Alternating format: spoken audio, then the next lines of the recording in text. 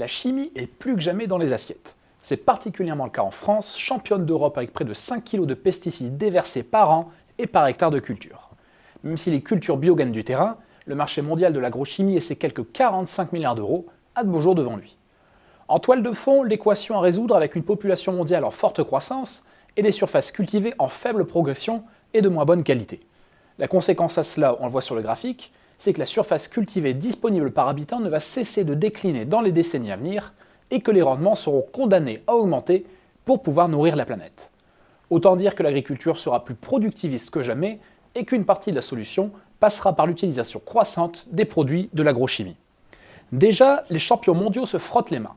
6 groupes en particulier dominent la production mondiale. Les Allemands Bayer et BASF, les Américains Dow, DuPont et Monsanto, ainsi que le Suisse Syngenta. En apparence fragmenté, le marché est en fait composé d'oligopoles sur la majorité des segments. Paradoxalement, la France ne compte plus aucun acteur majeur dans le secteur, même si tous les géants mondiaux y sont solidement implantés. La France est en effet un marché de choix, avec des cultures, notamment céréalières, très gourmandes en pesticides. La France est ainsi le 4e marché mondial de l'agrochimie, alors même que sa population ou ses surfaces cultivées sont sans commune mesure avec celles des États-Unis, du Brésil, du Japon et de la Chine. De plus en plus prisés des consommateurs, les produits bio vendus en France sont, eux, bien souvent importés. Les surfaces agricoles utiles bio ne représentent ainsi que 3% des surfaces totales en France, contre 4% au Royaume-Uni, 6% en Allemagne, 7% en Espagne ou 8% en Italie. Le poids très important de la France est d'autant plus surprenant qu'elle est totalement absente du marché le plus dynamique de l'agrochimie, à savoir les biotechnologies vertes.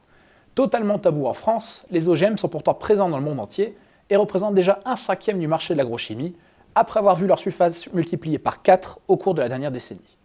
Les biotechnologies couvrent ainsi déjà plus des 3/4 des surfaces dédiées au coton et au soja et font la fortune notamment de l'oligopole Monsanto, DuPont, Syngenta et Bayer, qui contrôlent à eux seuls plus de la moitié du marché mondial. Très rentable, ce segment de marché est aussi extrêmement gourmand en R&D et fait l'objet de nombreux partenariats pour mutualiser les investissements et d'acquisitions ciblées pour développer le pipeline. Bien positionnée dans la chimie et la pharmacie, la France et l'Europe ont largement raté le virage des biotechnologies vertes au nom de la santé et de l'environnement, préférant ainsi l'usage des pesticides dont il a pourtant été prouvé qu'ils étaient loin d'être sans danger. Les lobbies de l'agroalimentaire, de la chimie et les politiques s'affrontent dans la cacophonie la plus totale, faisant de l'Europe, une fois de plus, une bien curieuse exception.